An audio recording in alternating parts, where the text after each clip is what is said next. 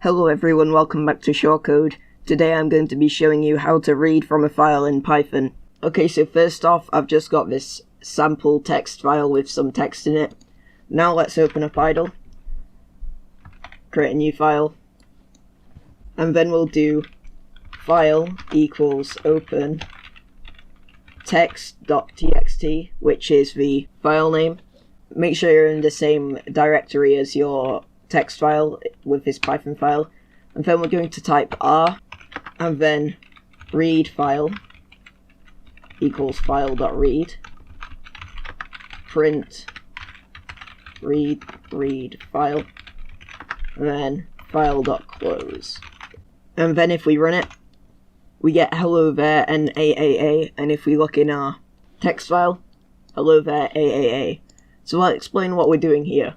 So first off, we're creating a variable, and this is set to open text.txt in read mode. This is what this R stands for. We're reading it. So this means we can't modify it. We're just opening it in read mode.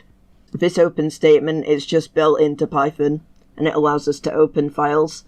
And then we're creating another variable, which is read file, and we're doing it file.read, which is just a method which allows us to read the contents of the file. And then we're printing read file, and then we're doing file.close. File.close is important. If you don't close the file, you'll run into some trouble a bit later on, so make sure you close the file. So that's basic file reading.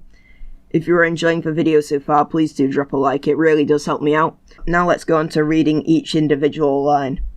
So we could do this by using read lines instead of read. So read lines. And then if we run it, we can see we get this list. So read lines returns a list, and each item in the list is a new line.